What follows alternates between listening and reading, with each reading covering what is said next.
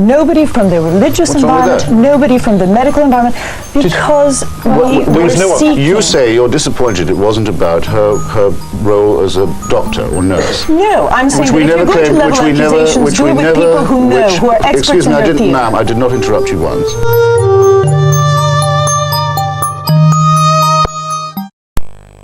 Seeking fraud, a demagogue, an obscurantist, and a servant of earthly powers who befriends despotic world leaders in her role as the enforcer of a highly conservative and reactionary Catholic Church. Fair?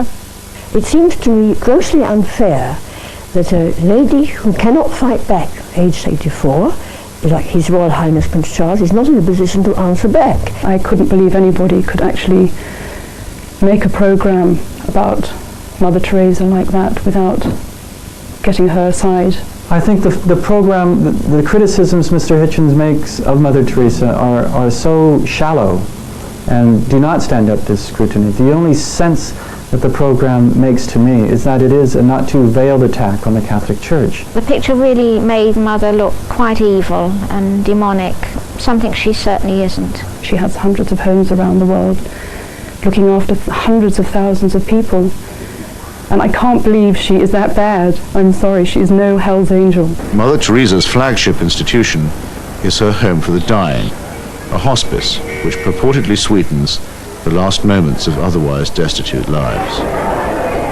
My initial impression was of all the photographs and footage I've ever seen of Belsen and places like that, because all the patients had shaved heads. There are no chairs anywhere, there are just these stretcher beds, and they're like First World War stretcher beds. There's no garden, no yard even, no nothing. And I thought, what is this? This is 2 rooms with 50 to 60 men in one, 50 to 60 women in another. They're dying. They're not being given a great deal of medical care. They're not being given painkillers really beyond aspirin and maybe, if you're lucky, some Brufen or something for the sort of pain that goes with terminal cancer and the things that they were dying of. And I thought, what's the point? Modesty, simplicity, humility. By these canonical keywords, we are taught that we may recognize saints. Yet Mother Teresa regards herself as mandated by heaven, which is hardly modest. She lends spiritual solace to dictators and to wealthy exploiters, which is scarcely the essence of simplicity. From its ludicrous title, Hell's Angel, to its final exaggerated accusations, Christopher Hitchens showed only that Channel 4 has sunk to the lowest form of tabloid television. It didn't make an attempt to present a balanced picture either of Mother Teresa or of the Catholic Church in broader terms. There were a number of insinuations made, implications, for instance, that her association with Robert Maxwell was somehow improper. She was shown there alongside this man known to be a fraudster, let's say, and the implication was that because she was associated with him, that she was somehow involved in that sort of dishonesty.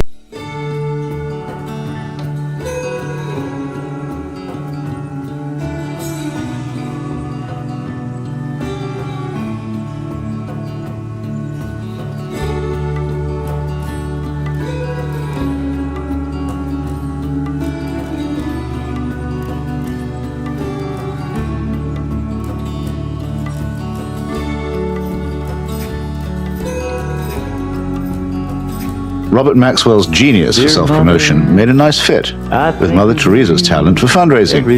It became hard to decide which of the two was using which, or was it both? For the record, Mother Teresa had never heard of Robert Maxwell until the day before they were introduced.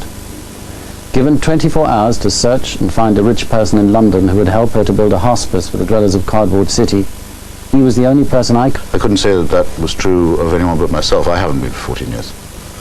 So, do you think you're qualified to make such a program? Why did you make it? Amply qualified, yes. Well, why did you make it?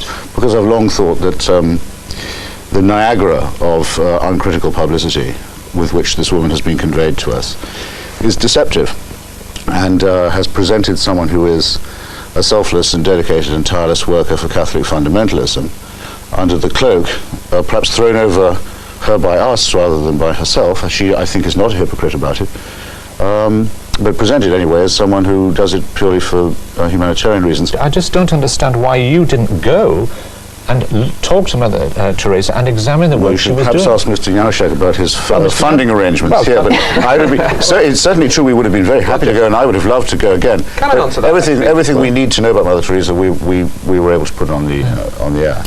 You can really see how people jump to defend Mother Teresa without ever questioning what Hitchens was actually saying. He wasn't just taking cheap shots. He was pointing out that behind the saintly image was something darker. Those homes for the dying he described? Doctors who visited said the conditions were closer to neglect than care. Patients weren't treated. They were just left to die because her order believes suffering was a gift from God. That's not charity. That's cruelty disguised as holiness. And the whole idea that she was this symbol of humility falls apart when you look at who she surrounded herself with. She took money from Charles Keating, a man convicted of massive financial fraud, and even after being asked to return it, she kept the donation. She met with dictators like the Duvalier in Haiti and called them friends of the poor. That's politics, not sainthood.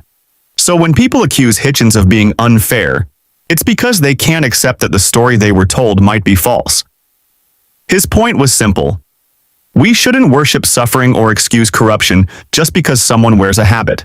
And honestly, that's a truth most people still struggle to face.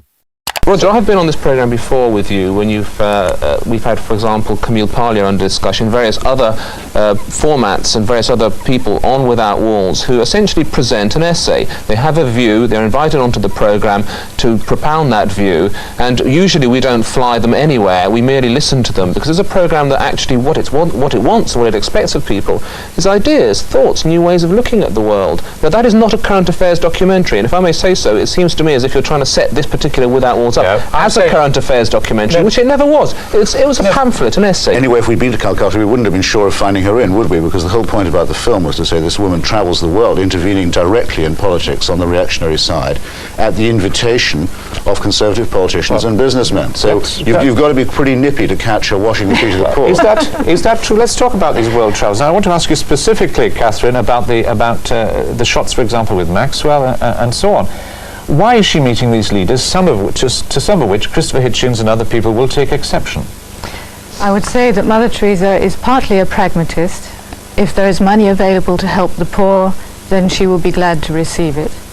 But I also feel that you're crediting her with a degree of political sophistication that she simply doesn't have. I bring in Mary Loudon at this point. Was that the programme you expected to see, that you thought you were taking part in? No, not entirely. What did you think you were taking part in? I thought it was going to be less polemical. Now that's clearly Christopher's style, and fair enough, but I felt, when I watched it I thought, oh goodness, I don't feel the same way. And of course if you're involved in a program like that, by proxy you're seen as feeling exactly the same way as the presenter. I disagree with Christopher on many things, but I also agree with him on some, and I think some of the questions he raised were very valid, but I personally wouldn't have raised them in that way. Can I bring in Christina, because Valdemar is saying in essence that Without Walls has a clear identity, it's pamphleteering.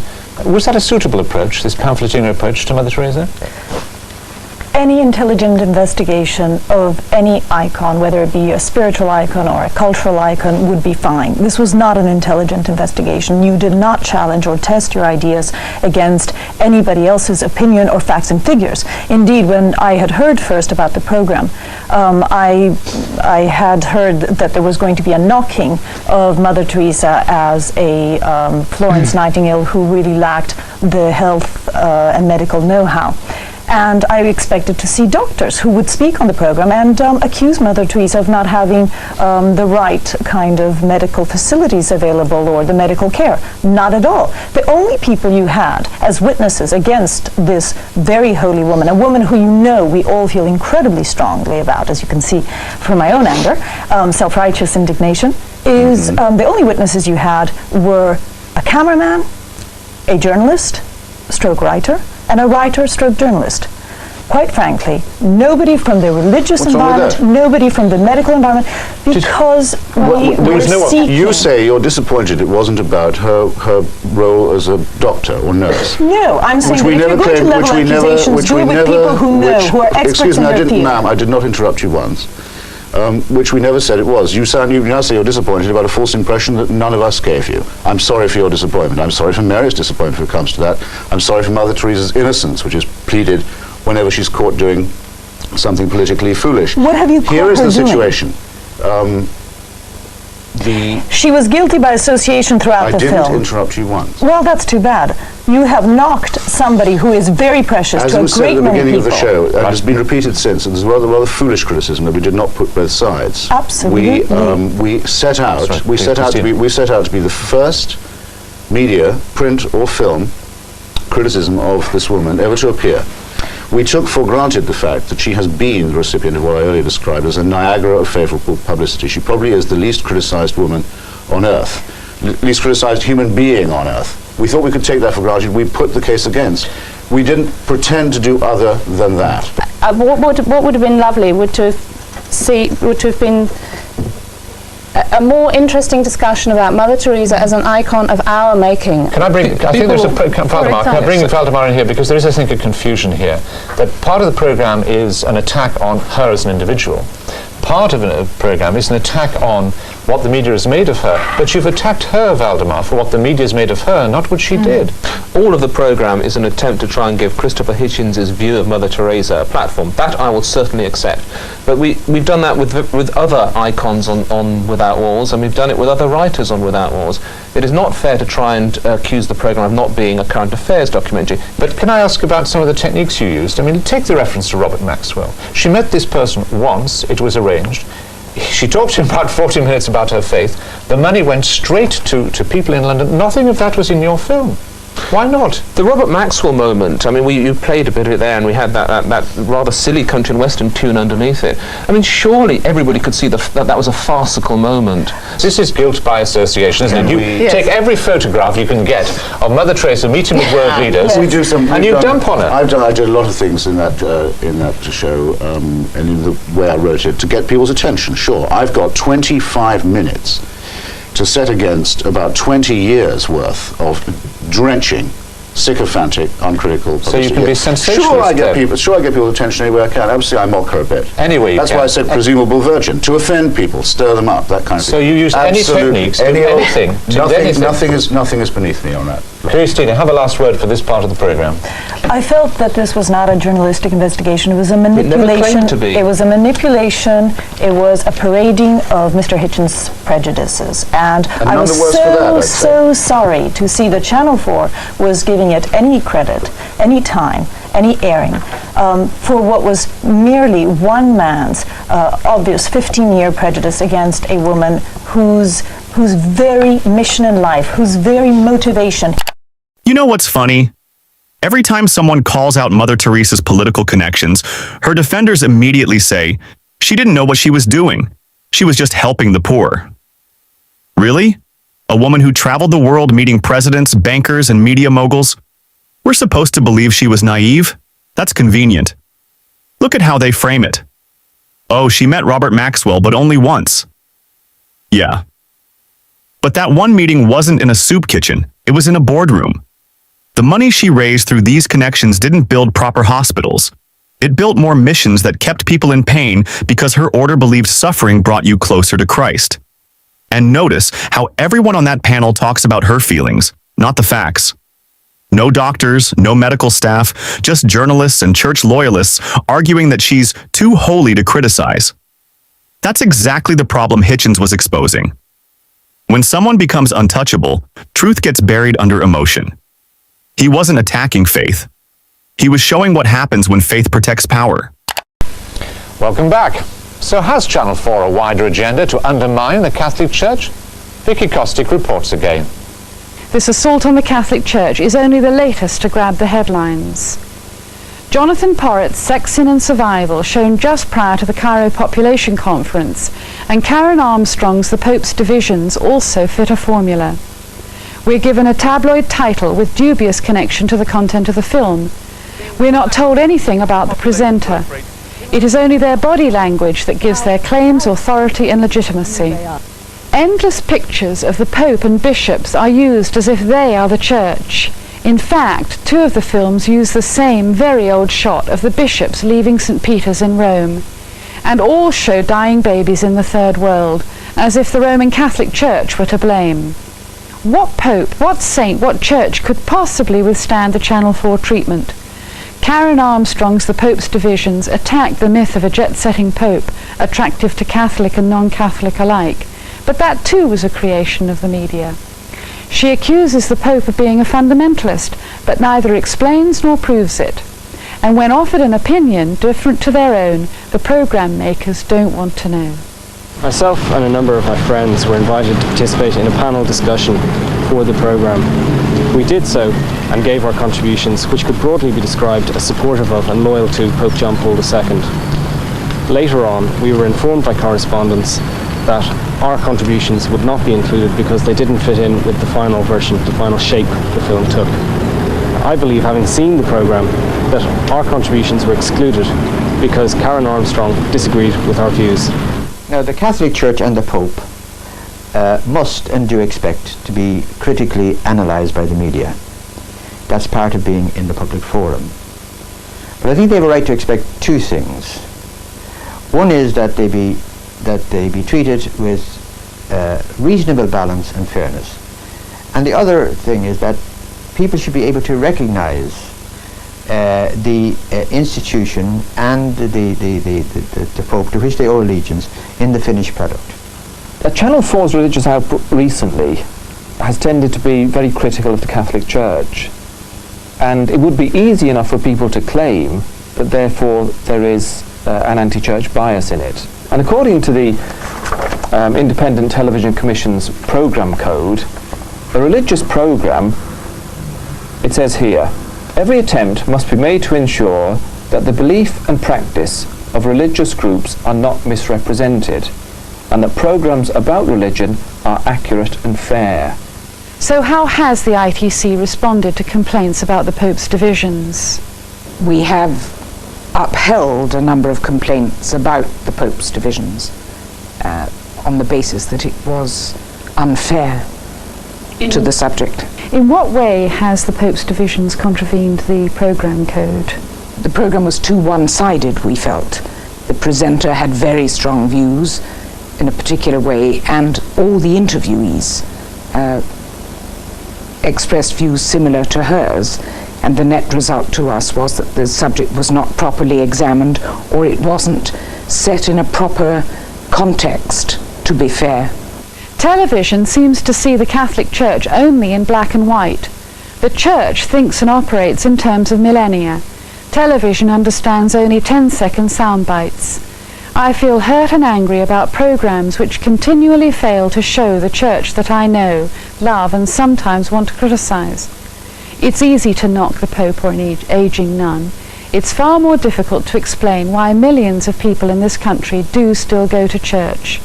Television is showing itself incapable of representing a deeply complex institution, which nevertheless still preaches high moral standards and the value of the transcendent in our lives. These programmes from Channel 4 make fools of Roman Catholics, and yet to anyone with faith, it's Channel 4 that's both arrogant and ignorant. You can tell what's really happening here.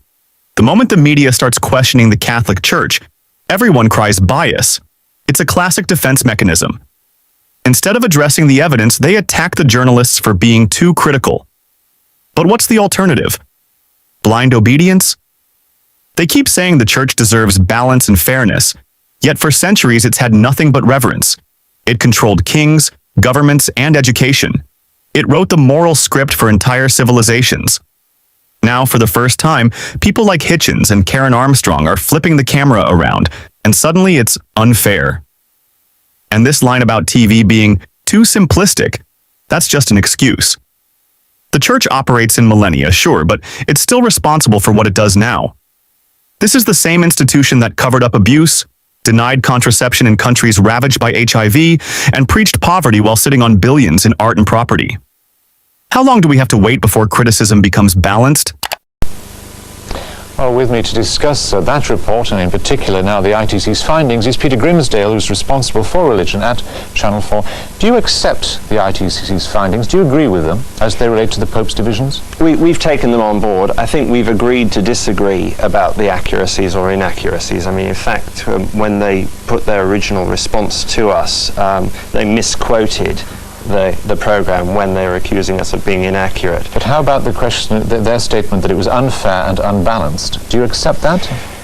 It wasn't a balanced programme because it was a personal view by Karen Armstrong. But there's a real problem here, I think, for the channel, a tension between your responsibility for minorities and to make sure the views get on this channel that don't get on others, and your responsibility to be fair. So what is your policy now in the wake of the ITC findings? Well, my view is to look at the whole totality of religious output. We are doing a programme in response to these programmes today. What I think we have to look at is neither Valdemar or I are going to stop commissioning challenging programmes and provocative programmes. But are you going to commission anything additional which might reflect? Absolutely, I do already. Vicky, what would you like to see now? Well, I would like to see some kind of assurance that what we'll get on Channel 4 is a view of the Catholic Church which is not stereotypical, which reflects the kind of church which I recognise, which doesn't continually isolate people, as in two cases, the Pope and Mother Teresa, and issues, abortion and church, birth control, from the wider understanding of what faith is about. Please, you have to not think that there is some kind of Catholic conspiracy going on at Channel 4. I hardly ever meet Peter, if you really want to know. It's an indictment of the way we work, but we have never actually talked about our religious programming ideas together before now. But all your They've come out totally separately. All your personal view programmes have been antagonistic to mainstream Catholicism. Well, I'm interested in Catholicism because as a commissioning editor for art and Catholicism have always had an incredibly strong symbiotic relationship. So why did you think that Christopher, who I believe is an atheist, was an appropriate figure to do this? I thought, I didn't consider Christopher's religion when I don't actually look into see his CV and see what denomination he is. We don't do that at But if you're not you all here, ladies, and since some of you represent Catholic institutions of one kind or another, perhaps I could ask you to comment on Mrs. Victoria Gillick, a prominent lay Catholic, who said that the problem with my film, so the problem with our film, stop bleating, who said that the problem with our film was that the chief executive of this channel, Michael Grade, is a Jew, and that my executive producer, Tariq Ali, is a Muslim. Now, would you care to associate or dissociate yourself with that piece of bigotry? If you equate bigotry with religious perspective. What do you think of Mrs. Gillick? She is obviously a bigot. Anybody who said what she did is a bigot. But Christopher, we all believe in religion. We all feel insulted, tremendously insulted by what you showed. But we don't believe that it's because somebody was Jewish and somebody was Muslim. No one who didn't, no one's views on Mother Teresa, I suspect, are going to be radically altered by this programme. But surely that was what you were trying to do. We're trying to raise some questions. We were trying to force a reconsideration.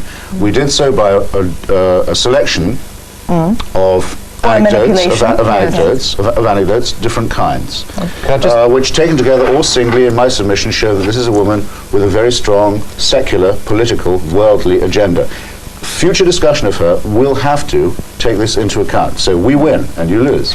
Because it'll no longer be possible simply to have her bathed in Malcolm Muggeridge's kindly light. Final question to this side, as it were, Peter Grimsdale. Are you saying that as a result of this your policy will not change and that there is no prospect in the near future of a film being made which looks from a different perspective at Catholicism? I'm sure, in fact, I think I can promise you that in the next 12 months there will be another film on Channel 4 that looks at a different aspect of Catholicism. There is no question about that. I mean, I won't go into the list. I must make the point. I'm sure you would agree with this, that it is much more dangerous to do a programme that purports to be balanced. Absolutely. But where there is some kind of hidden agenda. That's the dangerous kind of programme. The programme makers who come on this programme and said, say, from time to time, who say, well, we've done the research and this is what we found to be true. That's where I get much more suspicious. At least our programs, these ones that we're talking about, are transparent in their view. Vicky, I must give you the last word. Just to say that we've been asked to trust and respect Mr. Hitchens' reputation as a journalist by Valdemar, and I would like the reputation of the Catholic Church to be trusted and respected, and that the programming of Channel 4 should reflect that. By the end of it all, you can feel the tension in the room. Everyone wants to make it about fairness, balance, and respect for the church. But Hitchens was never pretending to be neutral. That's the point. He wasn't hiding behind politeness or pretending both sides were equal. He wanted to expose what everyone else tiptoed around. You hear the producers defending their decision, saying it's better to be openly critical than to fake balance with a hidden agenda. And honestly, that's true. There's something refreshing about a journalist who says exactly what they think, even if it makes people uncomfortable. The church has had centuries of being treated as sacred and beyond reproach. 1 hour of scrutiny doesn't erase that. And when Hitchens finally speaks again, calm, confident, almost amused, he sums it up perfectly. We win, you lose. Not because it's about ego, but because from that moment on, the world couldn't go back to blind worship. Every future discussion of Mother Teresa had to include the facts, the money, the politics, the suffering. That's how truth starts to spread. Not with faith, but with courage to question it. So what do you think? Was Hitchens right to tear down an untouchable icon, or did he cross the line? Let me know your thoughts in the comments. And if you enjoy breaking down moments like this, make sure to like, subscribe, and share so more people can join the discussion. You might say, if you're a theist, that such acts are prohibited by God, and if there's no God, well, obviously they're permitted. Well, certainly it's true that if you're an atheist, you can't say they're prohibited by God. Purge Christianity, shut down the churches, kill all the priests, establish the new man and the new utopia, liberated from the shackles of traditional religion and traditional morality. Neither is a valid argument. So I want to focus on the particular question that we are discussing without getting distracted by issues about whether views that I hold are or not right. If Faith in Action or Christian Union want to come back and organise a debate some other time specifically about my views, I'll be happy to do that. That's not what we're doing tonight. What we are doing tonight is to discuss the issue that is often summed up in the contention famously put forward by Ivan Karamazov in Dostoevsky's The Karamazov Brothers, where he said, actually he didn't exactly say this, it isn't a quote, but it is a reasonable summary: if there is no God, everything is permitted. So I want to say, well, should we believe that? Why should we believe that? Why would anyone think, for example, consider any of the atrocities that we have sadly had to witness in this century, young as it still is? Think about 9/11, think about Darfur, or about the Congo, what's been happening there, or more recently, just very recently, fresh in our memories, what happened in Mumbai. And ask yourself, well, if there were no God, would all that be permitted? One question that you might occur to you then is, well, what do you mean, permitted by whom? So, obviously, these actions, these atrocities, are not permitted by law in any nation, as far as I'm aware, these sorts of things. And even now internationally, we have a developing body of international law. We have an international criminal court which exists to make sure that even where these things, these crimes are not prosecuted in the country in which they're committed, that they are against international law and that people can be tried in the International Criminal Court, despite the best efforts of the professedly Christian administration of this country over the last 8 years to undermine the status of the International Criminal Court and to refuse to be part of it. So these things are not permitted by law, but of course we're not really talking about law, we're talking about morality. You might say, if you're a theist, that such acts are prohibited by God, and if there's no God, well, obviously they're permitted. Well, certainly it's true that if you're an atheist, you can't say they're prohibited by God.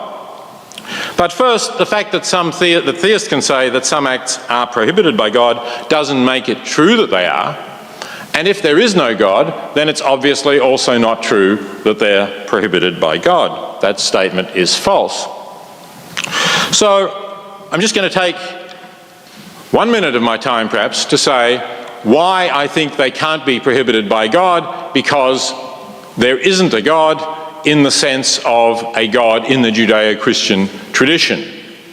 There are other gods about which perhaps I might have other doubts, but the God of the Judeo-Christian tradition is supposed to be a God who is omniscient, omnipotent, and omnibenevolent, all-powerful, all-knowing, and all good. And if you look at the world around us, indeed, if you look at some of the very events that I've been describing, I don't think there could be such a God in this world, because such a God would not permit these events to take place. Now, if you might say, well, these events that I've described occur through human free will, and for some reason that's a greater good than the evils that humans commit, that still doesn't resolve the problem, because there's also immense suffering that occurs without any intervention of human free will. For example, people die not only because they're killed by other humans, but they die in droughts, and they die in floods, and they die in earthquakes. And often these people are innocent of any conceivable sin because perhaps they're a year old, and they die slow, lingering deaths. And it's hard to see how that can be justified or defended by free will. And even if, although I think this is a repellent doctrine, you were to say they suffer because they too have original sin, since they are descended from Adam and Eve, as indeed some Christians would say, we still have the insoluble problem of the suffering of non-human animals who are not descended from Adam and Eve, do not take part in original sin, and yet suffer slow, lingering deaths in droughts and famines and earthquakes, just as humans do. So I think there is no reconciliation of the existence of that kind of suffering and the kind of God of the Christian and Jewish traditions. So I think that it's not a good argument to say that these things are not permitted because God prohibits them, because you would need to defend the idea that such a God exists.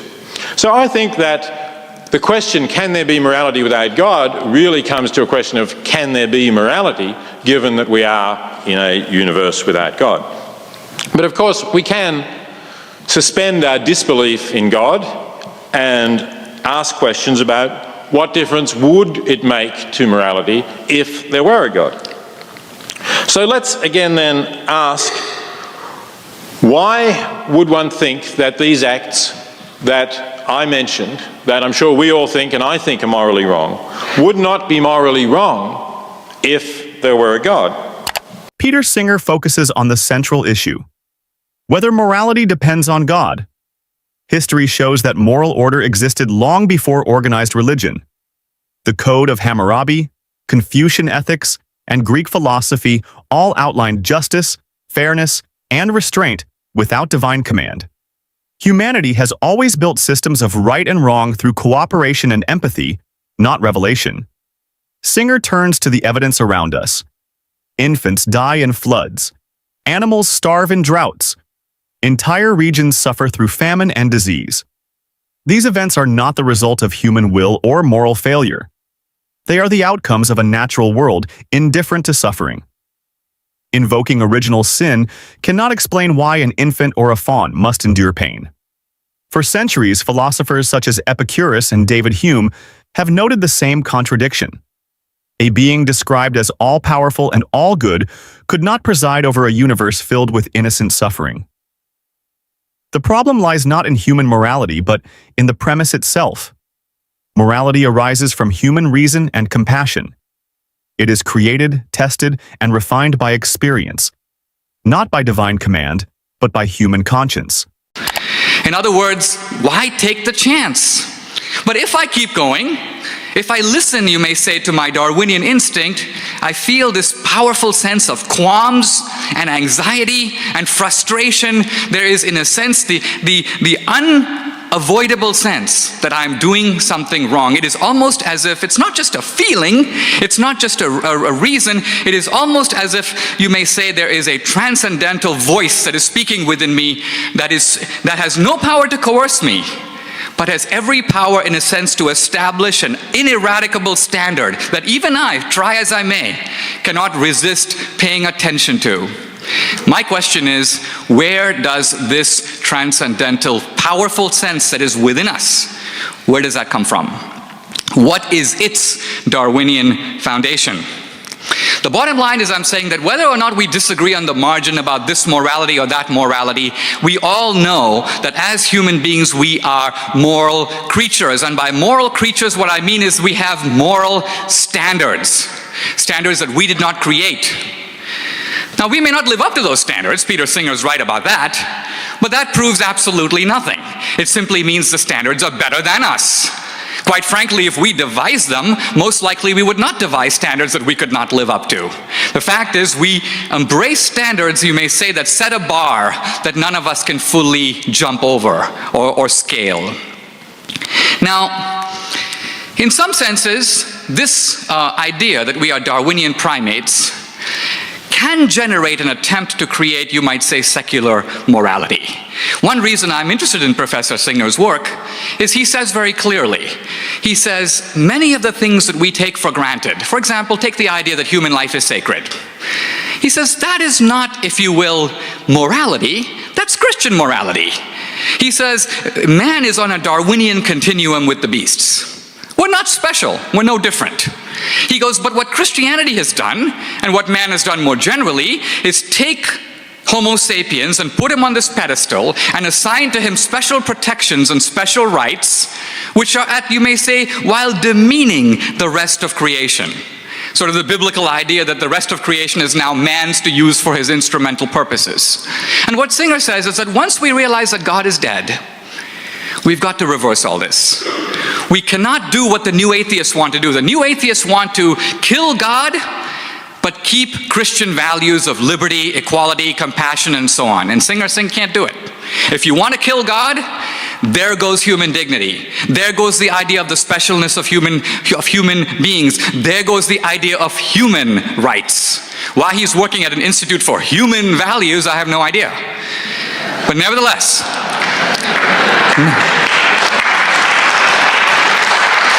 now, the point I want to make is this.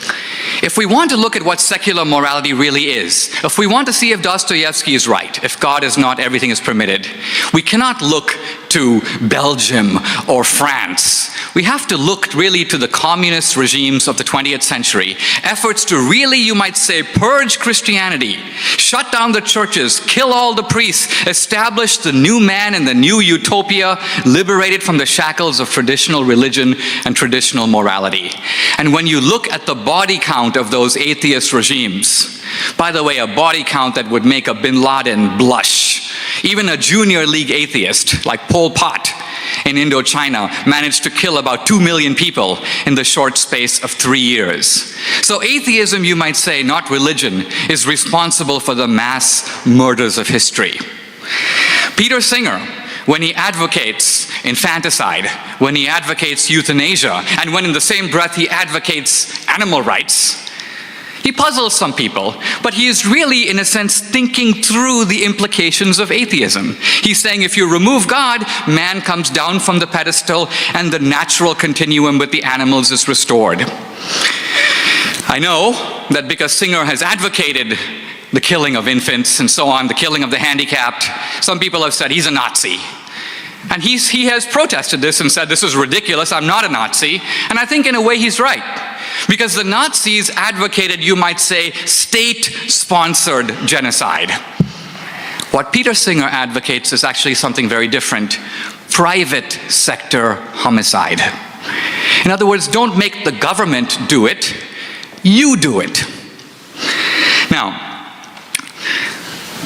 I cite Singer's work not to prove atheism or God, but to show you that secularism, when you really remove the religious presuppositions, is a little bit of a frightening idea. We might be moving in that direction, but if we do, the next time you have someone over for dinner, just make sure to count your spoons. Thank you very much.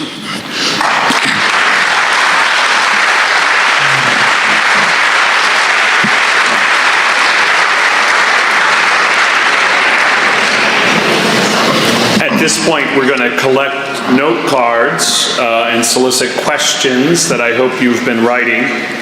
If you're on the ground floor, please pass your note cards to the center aisle where they'll be collected. If you're in the balcony, please just pass your note cards to the back. And we'll take 1 or 2 minutes now to collect the note cards.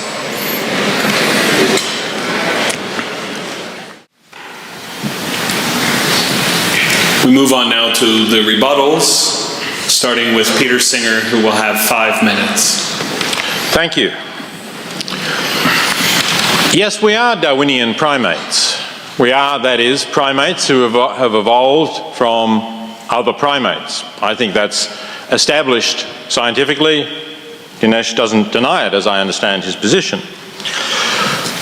Do we have to believe that there is some transcendental spark that is contrary to the evolutionary account in order to explain why we have morality and why we behave as we do, and why occasionally heroic people jump in and save heavy, drowning strangers, although also very often they don't?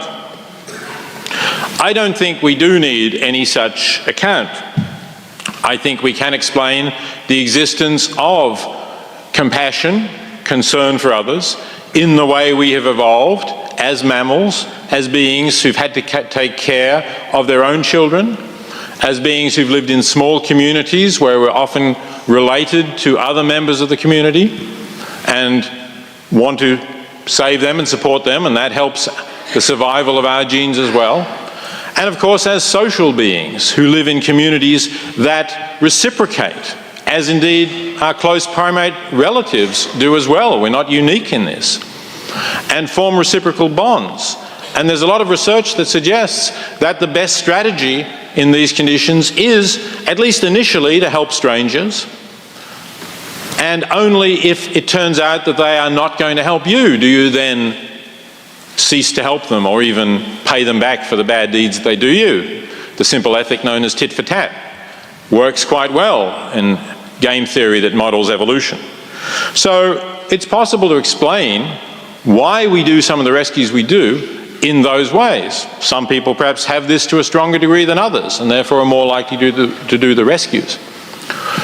What's completely compatible with the Darwinian account and is not explained by the idea of a transcendental light turning on that we need to save strangers because of our belief in the sanctity of human life, is precisely what I talked about before when I talked about our failure to follow the teachings of Jesus as reported in the Gospels about the rich people giving to the poor.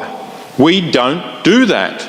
We have 1 billion people living in extreme poverty in the world today, living on $1 or so a day. We have 27,000 children under 5 who died today, according to UNICEF, from avoidable poverty-related causes. That's 10 million a year, and we don't help them. Well, the Darwinian can explain why we don't help them. We've evolved these responses, this compassion, in a face-to-face society. And if we see a child there, a starving child right there, we will help. We'll take the bread off our table and give it to them, because that's how we've evolved. But if we learn through the papers that there are children in need of assistance, maybe not starving, maybe just needing better health care or safe water elsewhere in the world, most of us don't help. Christian or non-Christian, most of us don't help. And that's unfortunate, I think. I think it's contrary to the morality we should hold, but it's quite in accordance with what you would expect from a Darwinian account. Now, that doesn't mean that it's not possible for us to do more and help, and to act more morally than you might expect. Peter Singer opens from a Darwinian premise. Humans are social primates whose moral sense emerges from evolution, not divine decree. Empathy, fairness, and cooperation are not gifts from heaven. They are products of natural selection. Frans de Waal's studies of chimpanzees show complex behaviors that mirror our ethics. Reconciliation after conflict, collective punishment of cheaters, even compassion toward the weak. Game theory experiments reveal why strategies rooted in reciprocity outperform pure self-interest. Neuroscience strengthens this picture. Moral judgment activates areas of the brain tied to empathy and future planning, not divine revelation. Conscience, in this light, is not a supernatural implant but an evolved instinct, a social mechanism that bound early communities together. Singer grounds his view in human reality. If morality truly came from a higher power, the world's suffering would look different. Every day, more than 25,000 children die from preventable poverty-related causes.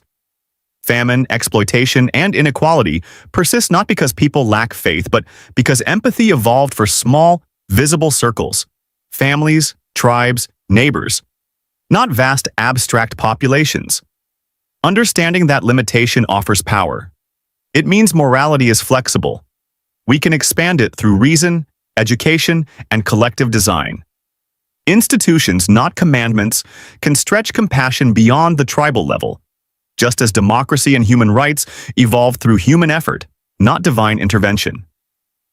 Dinesh D'Souza responds from another angle. He speaks of an inner voice, a moral intuition that feels absolute, binding even when inconvenient. For him, that voice cannot be reduced to neurons or natural instincts.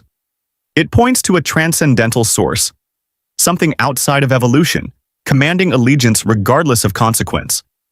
He warns that when societies reject that foundation, they risk moral collapse. He points to the atheist regimes of the 20th century, Stalin, Mao, Pol Pot, as examples of what happens when belief in a higher order disappears. In his view, the sanctity of life, human rights, and moral dignity all depend on something greater than humanity itself. The tension between Singer and D'Souza is philosophical but deeply practical. Singer insists that morality, like language, is an adaptive tool, something humanity built and can improve. D'Souza insists that without transcendence, moral laws lose authority. Yet history shows both sides shaping our current world. Secular reason gave rise to modern ethics, abolition, democracy, human rights, while religious traditions preserved shared symbols of moral duty and restraint. Both perspectives converge on one challenge. Survival depends on expanding empathy faster than our capacity for destruction. Whether that expansion is guided by reason or faith, the task remains the same: to build systems that protect life, dignity, and fairness. The question is not whose morality is purer, but which vision helps us act before indifference wins. Because in the end, the survival of morality may not depend on belief in God, but on how far humanity can extend its own. The point I'm getting at here is, it is irrational to dismiss religion in so cavalier a way. At the very least, if most people are irrational, you've now got to give an account for why Peter Singer's eminently rational project can work with irrational human beings. Now, with regard to non-theistic morality, here's the point I'm getting at, and that is, I'm accusing in a way the atheist of profound ingratitude. I'm saying to the atheist what the greatest living philosopher, arguably, and an atheist, Jürgen Habermas said, that is that the core principles of our civilization, liberty, equality, human dignity, and the idea of justice, he says, are rooted in the Hebrew tradition of the prophets and the Christian tradition of Christ. Now, what he's saying is, even secular people ought to recognize this. It doesn't take a great deal of historical investigation to see that our civilization is built on Athens and Jerusalem. That is an historical fact.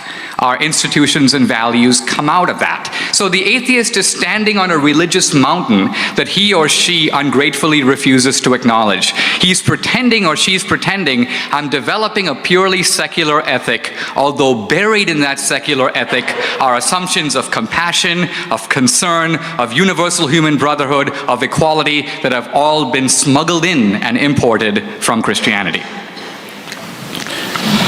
For Peter Singer, if there is no creator to decide what is right, how are your views any more legitimate than anyone else's?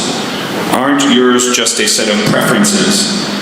What foundations do you ground human values on? How are my views more legitimate than anyone else's? In one sense, the answer to that is simply they're not.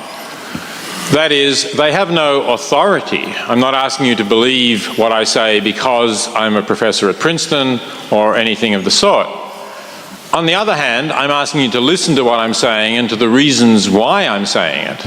And if my views are more legitimate than someone else's, it's because you think I've given better reasons for what I've said than that someone else, whoever that might be, would be. So that's your decision. That's up to you and others who discuss the issue to see how the arguments come out. And that's what legitimacy in this area of philosophy consists in. I'm going to go with the individual questions and then we'll end with the questions for both. I think we'll have time to get to all of them if our speakers continue in their short, pithy ways.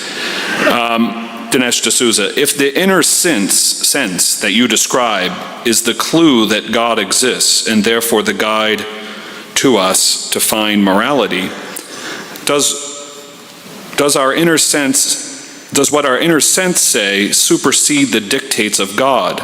Could there be a conflict between these two moral guides, the inner sense and God? Two things about that. First of all, I think that is a restatement of the conundrum raised by Plato that Peter Singer alluded to. First of all, let me say that I think that the reason I identify this inner sense as transcendental is that morality in general can be almost defined as that which militates against self-interest. If Darwinism can be understood as self-interest writ large, then morality can be understood as that which tells you to act against doing something that you otherwise would want to do. I want to steal. I want to have sex with every beautiful woman in the world. I want to spread my genes. Now, true, there is a sense in which, as a Machiavellian, I might say I want to make sure I don't get caught. But short of that, that's my Darwinian goal. The voice that tells me not to do this is thwarting me at every stage. Every time I try to do something for my own benefit, it whispers no. So it is the fact that this inner sense operates against Darwinian self-interest that is a clue to its nature. Second point is the question of is it from God or is it not from God, and is justice identical with God? I think we're making here what philosophers sometimes call a category mistake, and I'll explain what I mean by reference to Plato himself. Plato's talking about justice, and he says, rather surprisingly, that the highest form of justice is discretion. Now, for us, that's surprising because we always learn that the best form of justice is law. But Plato says no. If you have, you might say, full information, if you are a philosopher king, if you are a god, then you will apply justice tailored to the individual situation. For example, if I have 3 children, I don't make laws. I look at their individual needs and I pattern my treatment of each one according to their own talents and needs. It is only in liberal society, when you descend from the God's eye point of view to the human point of view, where we distrust human authority, that we say, look, we don't want to have discretion, we would rather live with law. In other words, when I'm speeding on the highway, I don't want to say, I'll let the cop kind of decide if I'm going too fast. There are some people who go safely at 70, there are other people who drive unsafely at 30. We're just going to let discretion be the order of the day. No, because we don't trust the cop. So we say, we'll all drive at 65 miles an hour or less, because liberalism is for human beings. Another way to put it is law is for fallible human beings. law does not apply to God, because God is in that Platonic position of discretion. So the problem raised by Plato is a legitimate one as applied to all human beings. It is a meaningless one as applied to God. Peter Singer, how do you explain humanity's ability to appreciate beauty, this hall, to love, to cry? Animals, non-human animals, do not have this. Oh, I think that's clearly false in terms of love, for example. Not obviously, beings with more sophisticated abilities can love in different ways, but it seems quite evident if you observe behavior of non-human animals, particularly, I'm thinking about mammals here, that there is love. One of the things that I object to about farming, for example, is that to produce the milk you drink, you have to repeatedly make cows pregnant and remove their calves so that you can get the milk. And clearly, every farmer who does that will tell you that the cow misses her calf and vice versa, that she looks around where the calf was. I've read anecdotes from farmers that months after the calf was taken from the cow, every time the cow passed that point, she looked around and bellowed for the calf. There is certainly mother-child love in animals. There is, I would say, there's clearly sexual love, sexual bonding in animals. So, the human phenomenon is more complicated. It involves higher mental capacities, no doubt about it, but it is fundamentally the same capacity. And I think, these other capacities that you asked about also have those kinds of accounts. Now, even in terms of beauty, there's an account in a book that I co-edited called The Great Ape Project by an observer of chimpanzees in Africa, how a chimpanzee would climb the ridge just before sunset and settle down on the ridge to watch the sun setting over Lake Tanganyika, clearly appreciating the spectacle, as indeed the human observer was. This goes right back to Darwin's little book on the expression of the emotions in man and animals. What we have is continuous with the emotions that animals feel. Mr. D'Souza, why do you seem to consider only the Christian God moral? What about other monotheistic faiths? And I might sneak in one because there's more for you. What do you think about Kant's argument that humans can have an understanding of goodness, perfection, and therefore a moral sense independent of God? Well, first of all, that is not exactly Kant's position. Kant's position is that this morality derived from reason is nevertheless postulated on an assumption of God. But on other religions, I think that, look, all religions in the world are based on some idea of cosmic justice. Right away, you see a problem with purely secular morality. The problem with secular morality is that we live in a world where many times bad people prosper and good people come to grief. So any instruction we give people to be good must be sorely qualified by the recognition that many times it is the terrible guy who ends up on top, many times it's the good guy who comes to grief. Now, all the great religions of the world, in a sense, are based on the idea that while that may be the story of life, it's not the full story. That there's ultimately, you may say, cosmic accountability. So if you consider Hinduism, the idea may be that you're a perfect jerk in this life, so we're going to be seeing you as a cockroach in the next life. Cosmic justice. While the different religions of the world might differ in theology, they very often agree on morality. The theologian Hans Kuhn a couple of years ago assembled what he called the World Parliament of Religions. The Buddhists, the Taoists, the Muslims, the Hindus, all in the same room. And they sat down to say, what common things can we agree upon? And they drew up a charter. Peter Singer makes a clear and grounded argument. Morality doesn't descend from faith. It emerges from human empathy, reason, and shared experience. We don't need divine command to recognize fairness or suffering.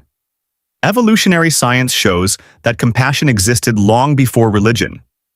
Primates reconcile after conflict. Elephants mourn their dead. Even rats refuse food if it harms another. These behaviors reveal that the moral instinct is older than any scripture, biological, not theological, rooted in survival through cooperation and care. Singer builds from that foundation. The moral values we uphold, equality, rights, justice, grew through reflection and struggle, not revelation. Enlightenment thinkers like Voltaire, Paine, and Wollstonecraft expanded these ideas through reason and universal compassion. When slavery ended, when women gained rights, when cruelty to animals became unacceptable. These were victories of conscience guided by logic and empathy, not divine decree. Progress was driven by questioning authority, not obeying it. Dinesh D'Souza argues that morality implies God, that without a higher source, ethics lose meaning. But Singer points to evidence. Secular nations often rank higher in trust, generosity, and social welfare. Scandinavian countries, for instance, combine low religiosity with strong moral frameworks and civic responsibility. Morality thrives where people hold one another accountable, not where belief dictates behavior. Singer's view is straightforward but powerful. Ethics evolve through reasoned dialogue and emotional intelligence. Humanity built morality not as a command from above, but as a reflection of who we are. Thinking, feeling beings capable of empathy and justice. The real test of morality isn't whether it comes from God, but whether it grows with us, guided by compassion, knowledge, and the courage to do what's right without being told. What's your take on this? Do moral values depend on religion, or can empathy and reason stand on their own? It's a question that shaped centuries of debate. Share your thoughts below. And if this sparked new ideas, don't forget to like, subscribe, and share to keep the discussion going.